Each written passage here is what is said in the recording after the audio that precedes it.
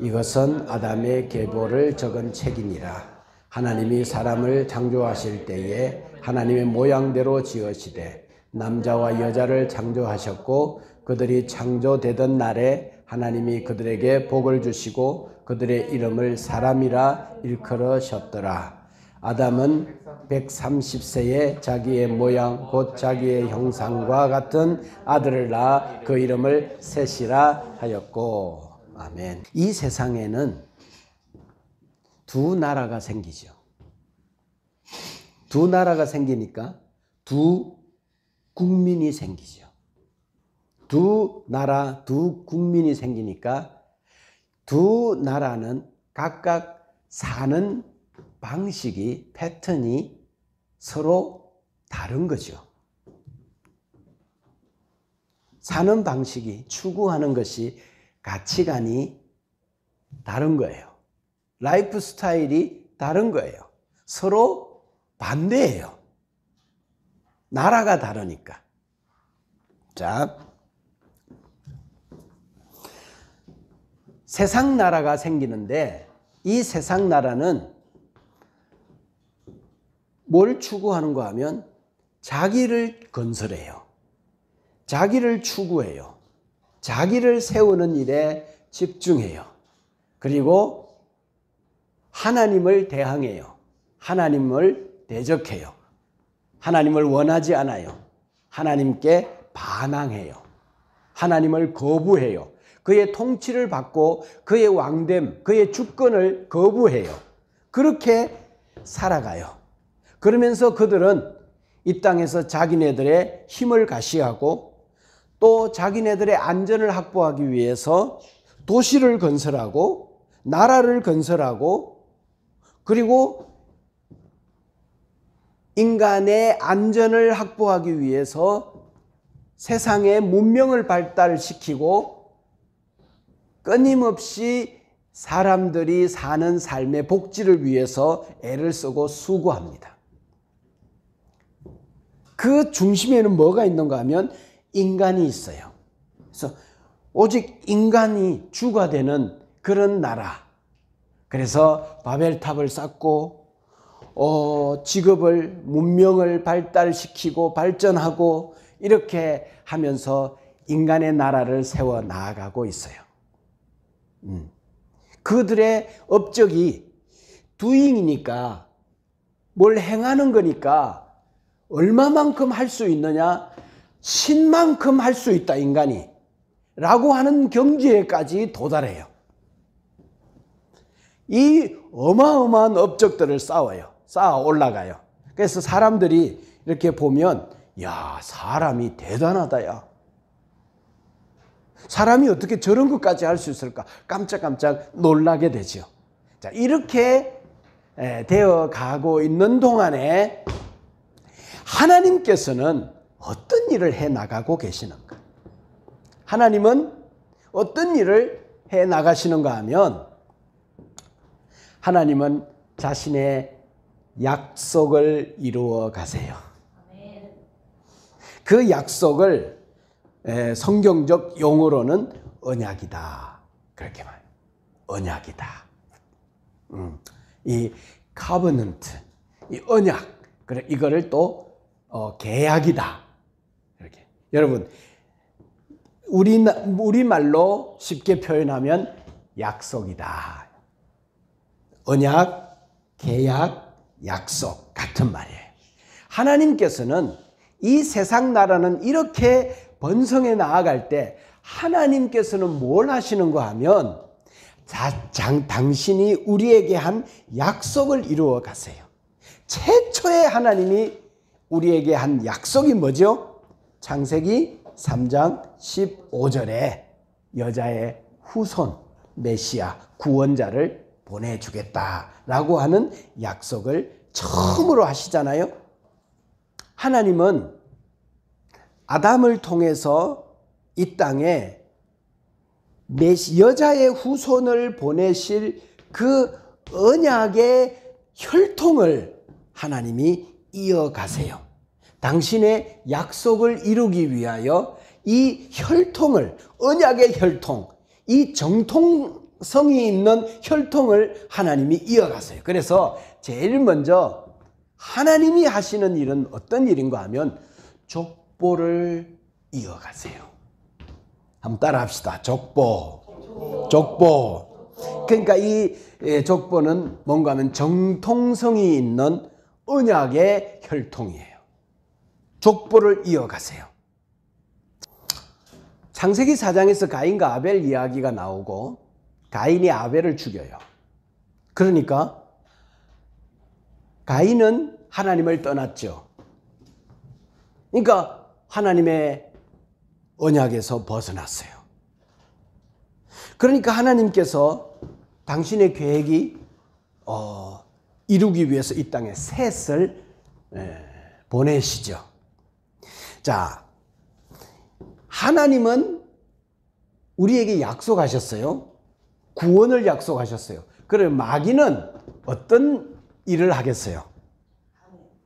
그렇죠. 마귀는 어떻게든지 이 하나님의 약속이 실현되어지지 못하도록 일할 거예요.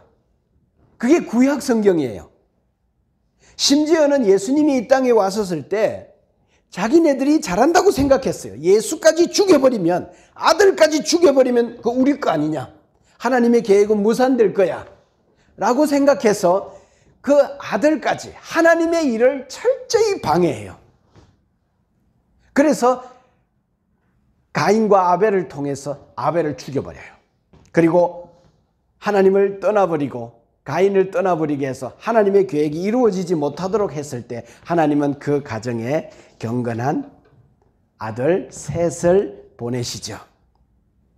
자, 그리고 이제 5장에 왔어요.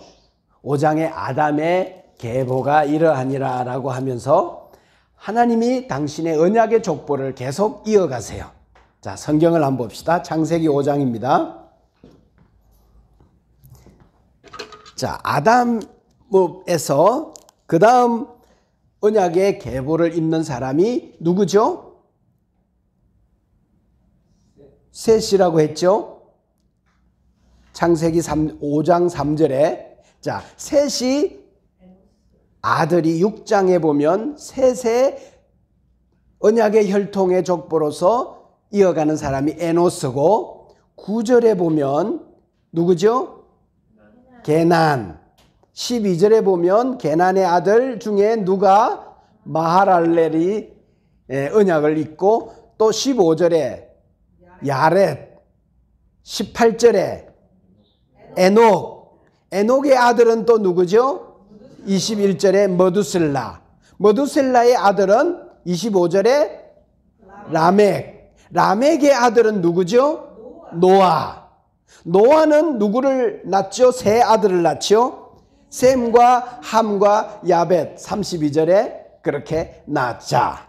셈, 함, 야벳까지 왔어요. 셈, 함, 야벳까지 왔어요. 자, 그리고 창세기 몇 장으로 가는가 하면 10장으로 가요. 10장에 가면 10장 2절에 보면 야벳의 아들에 대한 이야기가 있고 6절에는 함의 아들에 대한 이야기가 있죠. 여기에 보면 니므롯, 세상의 첫 용사, 그리고 10절에 보면 바벨론, 11절에 아수르, 12절에 건설하였으니 이는 큰 성읍이라, 14절에 블레셋, 이제 이런 사람들이 소개되어지죠. 그리고 21절에 보면 셈과 함과 야벳 중에 언약의 정통성을 잇는 노아의 아들이 누구죠? 셈이죠. 그러니까 노아, 그 다음에는 셈이에요. 셈의 후손들을 통해서 이 족보를 하나님께서 이어가세요. 자, 셈의 족보를 이어가는 아들은 누구죠? 22절에 보면 아르박삿. 자, 나중에 신약으로 가면 이 이름이 또 나오죠. 아르박삿. 그 다음에 24절에 보면 아르박삿은 셀라를 낳고, 셀라는 에벨을 낳고, 에벨은 벨렉을 낳아요. 그리고 이제 이렇게 족보가 11장으로 와서 11장 10절. 11장 10절. 자, 셈의 족보는 이러하니라 라고 하면서 셈의 언약의 혈통을 잇는 자는 누구라고 소개하죠? 아르박삿. 그리고 12절에 아르박삿의 아들은 셀라, 셀라의 아들은 에벨.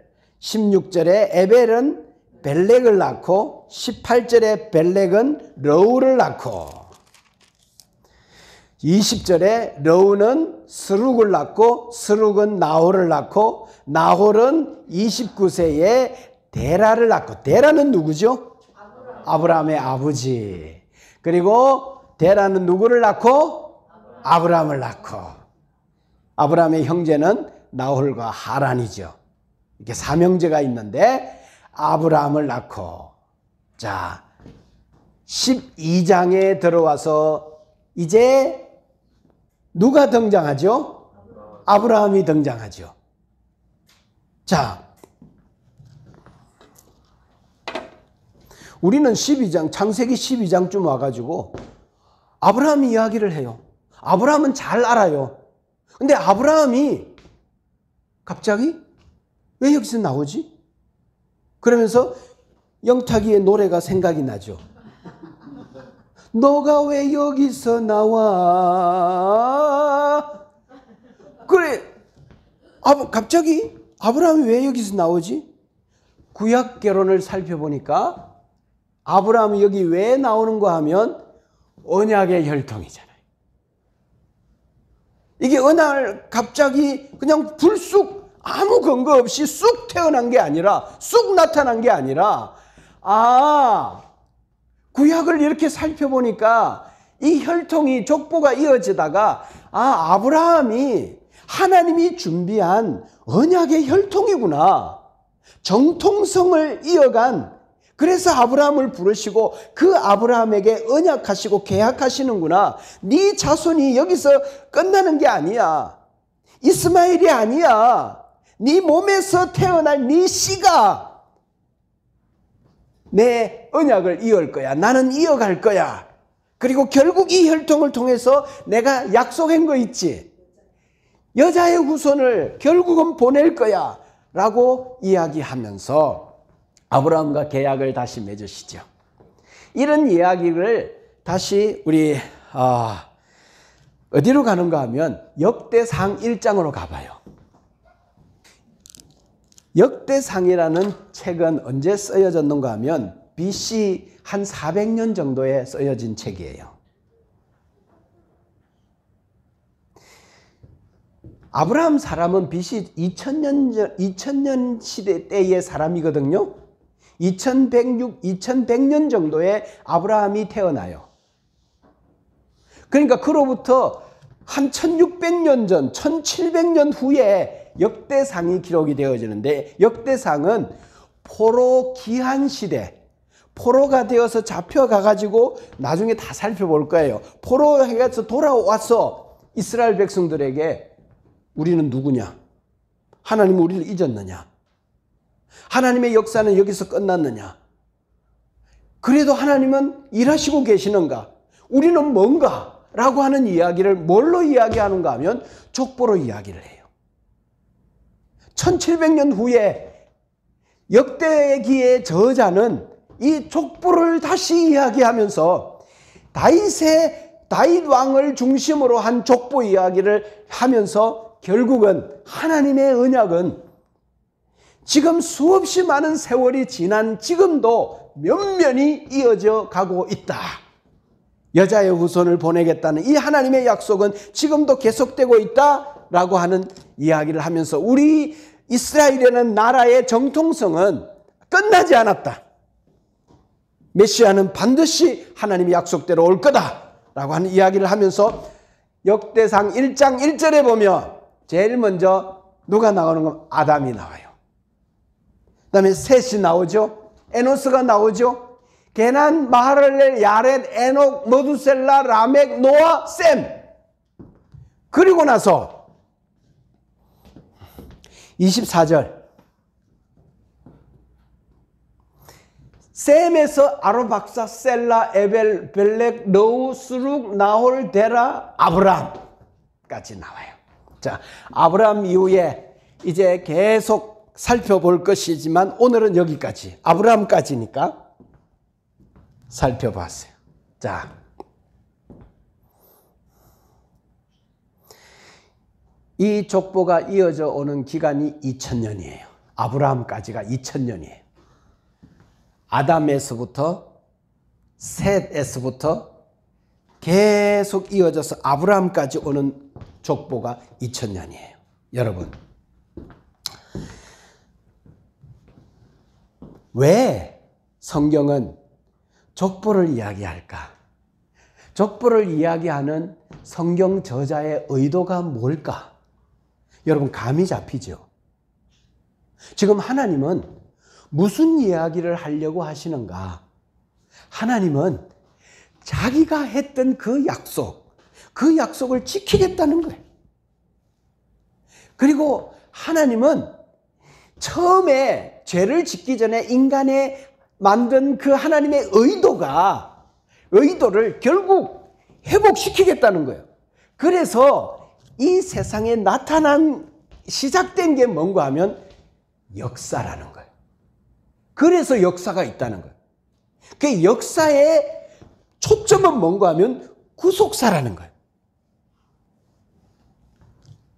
우크라이나에 전쟁이 일어나기도 하고 세상에 나라가 흥망성쇠가 있고 많은 사건들이 있지만 하나님은 그 역사의 물줄기에서 도도하게 흐르는 초점이 뭔가 하면 자기 백성들을 다 찾아내겠다는 거예요.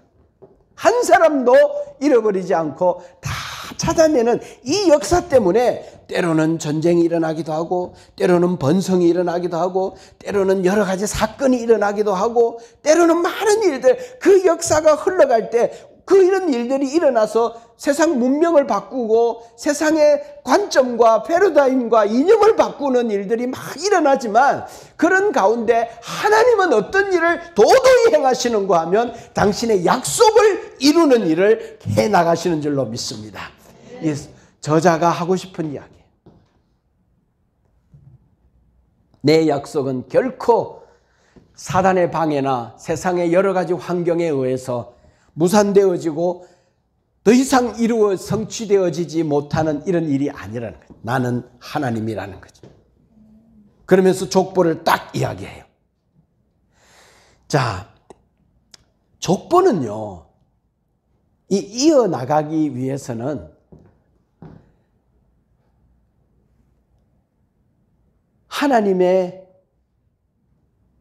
약속을 지키기 위해서는 뭐가 필요한가 하면 능력이 필요해요. 여러분, 그거 있죠? 우리는 약속할 수 있어요. 정말 아버지가 아들에게 약속할 수 있어요. 그런데 아버지가 병에 걸렸네? 병이라는 상황 앞에서 능력이 없어. 그걸 돌파해 나갈 능력이 없어. 약속을 했고 지키고 싶고 아버지는 신실했지만 그러나 지킬 수가 없어요. 자연재해가 오고요. 상황이 발생하고 여러 가지 오면 인간은 어떤 상황 앞에서 그냥 어쩔 수 없어요. 그냥 항복할 수밖에 없어요. 그렇다 하나님도 그런 분이라면, 상황을 바꿀 수 없는 분이라면, 자, 여러분, 이 족보가 4000년을 이어가잖아요. 그리고 마태복음 1장 1절에 와가지고 결국은 이 족보가 아브라함과 다윗의 자손 예수 그리스도의 세계라 그러면서 아브라함의 아들 이삭, 이삭의 아들 야곱, 야곱의 아들 유다라고 하면서 족보가 이어져서 결국은 다윗의 족보에서 누가 나타나는가 하면 요셉이 일어나고 요셉의 자녀가 예수 그리스도가 태어나잖아요. 아브라함과 다윗의 자손 예수 그리스도가 이 땅에 오셔서 성경이 무슨 이야기 하죠? 봐라, 이분이다 라고 하면서 구약 전체를 받으면서 구약 이야기를 다 족보로 받으면서 봐라, 이분이다. 4000년 동안 이분을 보내기 위한 내 약속의 성취가 구약이다 라고 말씀합니다. 자, 이 족보를 이어가기 위해서는 능력이 필요해요. 왜 그런가 하면 마귀가 뭐 한다고요? 이거 이어가지 못하도록 뭐 한다고요? 방해해요. 대적해요. 이거 이어가지 못하도록. 지금도 마귀는요, 어떻게든, 야, 예수 믿지 마. 예수 믿지 마. 아이고, 교회 탁. 아이고. 그러면서 어떻게든지 택자 중에 누군가를 하나님이 구원하려고 하는데 방해하는 세력은 지금도 여전히 유효해요. 자, 이 족보를 이어가기 위해서는 고대 사회에 어떤 일이 있는가 하면 지금도 마찬가지지만 전쟁이 있어서 그 가문이 몰살될 수 있어요. 자, 그러니까 전쟁, 지금도 마찬가지죠. 하필 폭탄이 하나님의 언약이 있는 그 곳에 떨어진 거야. 그러면 끊어지잖아요.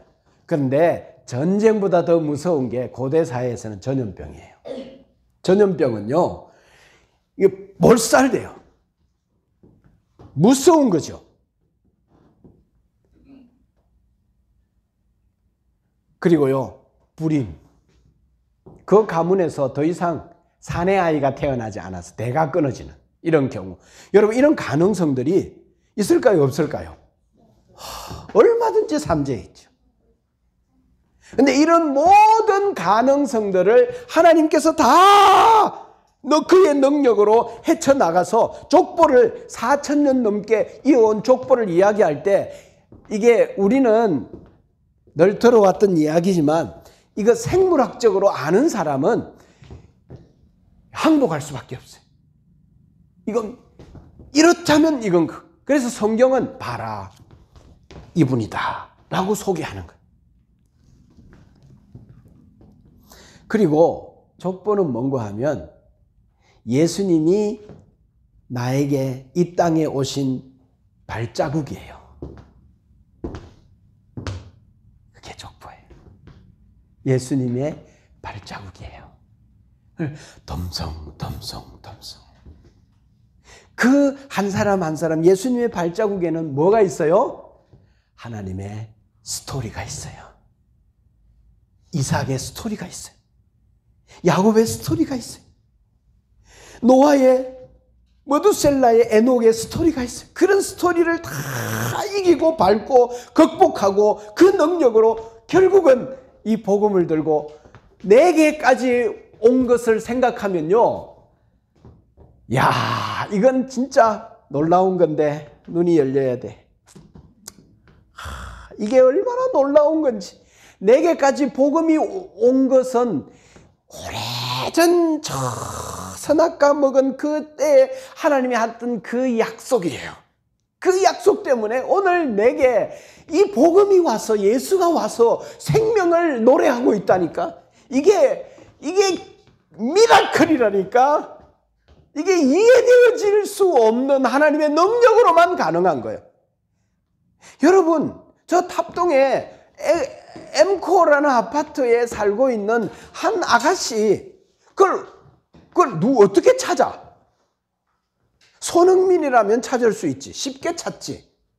근데 수진이를 누가 찾아? 어떻게 찾아? 하나님이 찾아낸 거예요. 이 사랑과 자기와 개인적으로 한번 부딪힘이 있으면 이게 눈물이 터져 나올 수밖에 없어. 이게 온 우주의 주인공이 된 느낌, 하나님의 사랑받은 느낌, 이 느낌을 누릴 수밖에 없어요. 내가 온 우주의 주인이신 그분, 영원의 주인이신 그분, 시간과 공간을 넘을 수 있는 바로 그분이 나를 사랑하셨구나. 나를 사랑해서 자기가 이 땅에 와서, 성경은요 말합니다. 인간은 안 된다. 인간에게는 소망이 없다. 인간은 전적으로 타락했잖아요. 인간은요, 어렵게 되는 일은 용서받는 길밖에는 길이 없어요. 이런 나에게 찾아오셔서 주님이 용서했잖아요. 그리고 족보를 왜 우리에게 이렇게 하나님이 우리에게 펼쳐 보이는가 하면 믿을 수밖에 없도록 하기 위해서. 믿을 수밖에 없다. 안 믿으면 안 되는, 할 말 없도록 내가 하나님이야 라는 것을 증명하는 것을 하나님은 족보를 통해 이야기하세요.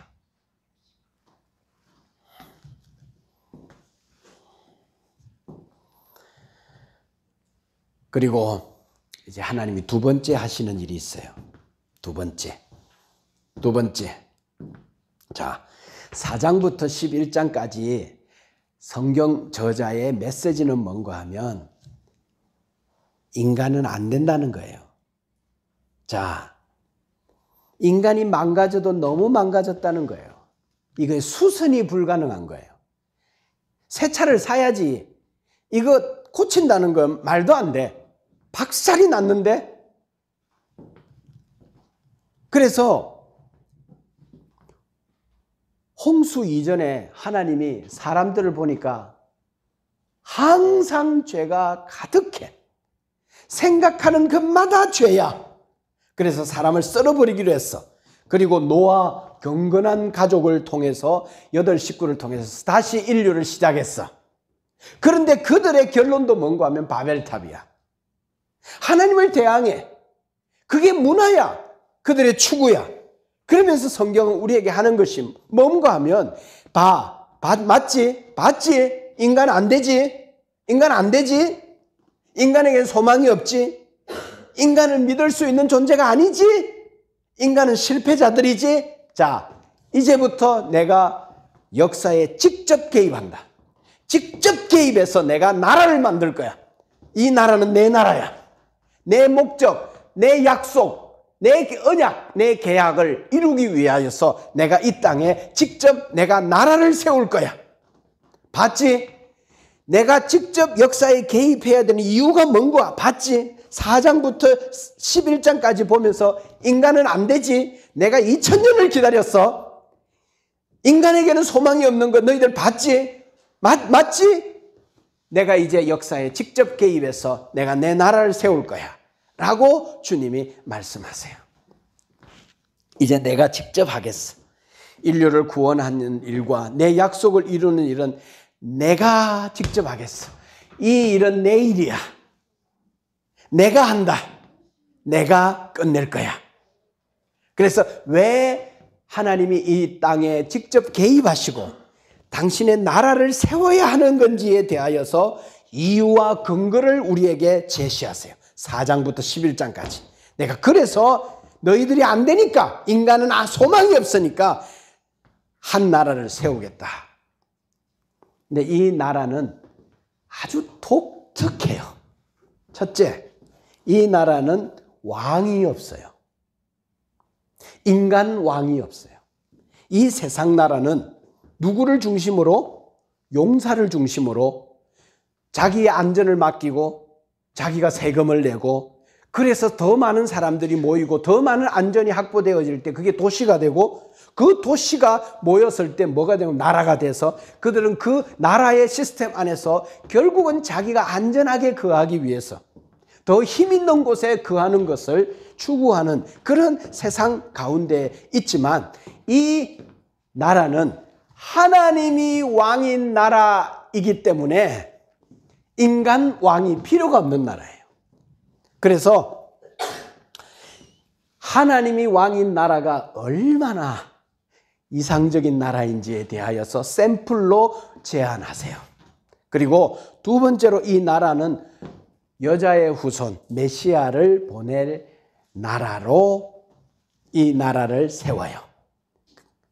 그리고 이 나라는 세 번째, 이 나라만 아니라 이 나라가 복을 받고 이 나라를 통해서 온 민족이, 모든 세계가 복을 받는, 그래서 이스라엘이라는 나라는 자기 나라만의 하나님이 아니라 이 하나님은 자기의 온 인류를 구원하고자 하는 그 계획을 가지고 이스라엘이라는 나라를 제사장 나라로 삼으셨다라고 하나님이 자기 나라를 세운 이야기를 하고 계세요.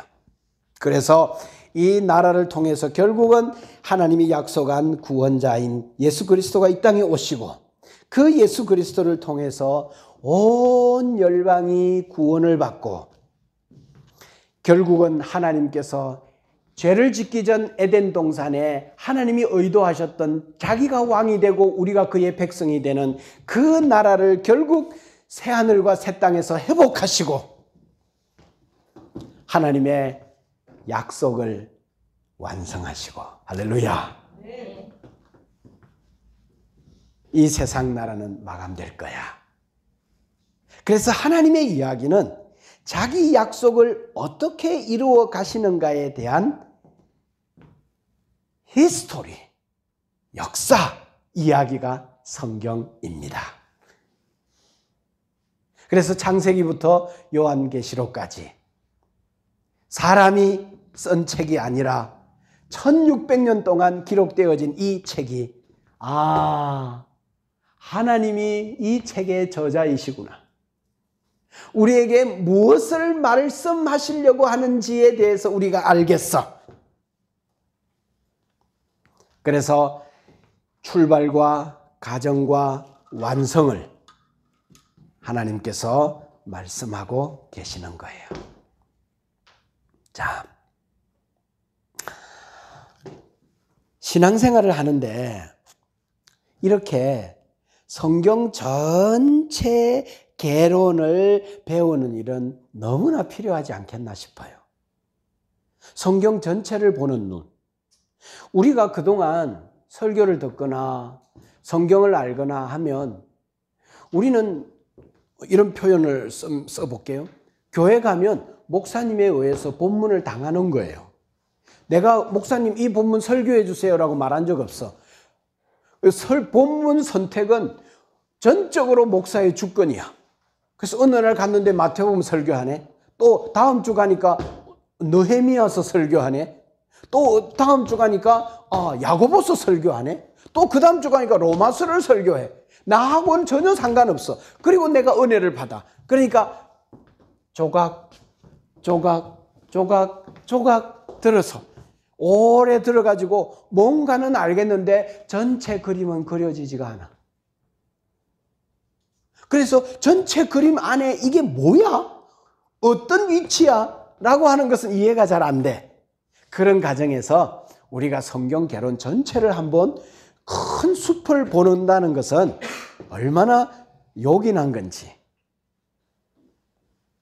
자, 그래서 이게 성경 개론을 이렇게 듣고 보고 알게 되어지면 제일 먼저 하나님이라는 분이 이해가 되어져요. 하나님이구나. 하나님이 설명이 되어져요.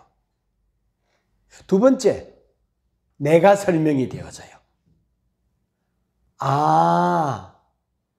내가 어떻게 시작되었고, 내가 왜 여기 있고, 내가 어떻게 하다가 예수를 믿었고, 예수를 믿게 되어진 것이 왜 믿게 되어진 건지에 대해서, 그리고 앞으로 내가 어떻게 될 건지에 대하여, 그리고 어떻게 살아야 되는지에 대한 기준과 진리를 알게 되어지면서 내가 설명이 되어져요. 세 번째, 역사가 이해되어져요. 역사가 이해되어져요. 이 히스토리가 이해가 되어지는 거예요. 자, 창세기 12장까지 11장까지 기록이 되어져 있잖아요.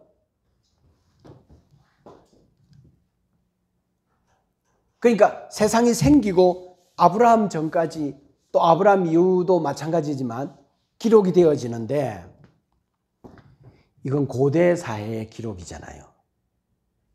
여러분, 기록이 되어지려면 문서로 남기려면 뭐가 필요하죠? 뭐가 필요하죠? 문자가 필요하죠. 글이 있어야죠. 그리고 종이가 있어야죠. 하여튼 두루마리든지 어디든지 기록할 수 있는 것이 필요하잖아요. 여러분, 수천 년 전 고대 사회의 유래와 정보를 알려주는 유일한 문헌이 성경이에요. 자, 이 세상에 문헌으로 기록으로 남겨진 시대가 언젠가 하면 BC 1700년이에요. 그러니까 그 이전에는 기록이 없다는 거예요. 그러면 최초의 문서 기록이 BC 1700년이라면 그때 바벨론이라는 나라의 그 일대 왕조의 6번째 왕인 누구? 성은 함시야. 함무라비 법전. 기억나죠? 공부한 거. 그때 이 세상에 기록이라는 것이 남아요. 그리고 이때 갈그미스 서사시라고 하는 이 내용에는 어떤 내용이 있는가 하면 노아의 홍수에 대한 이야기도 기록되어져 있어요. 그때로부터 460년 전에 아브라함이 태어나거든요. 그러니까 성경은 기록이 남아 있는 고대 사회의 유일한 책이 성경이라는 거죠.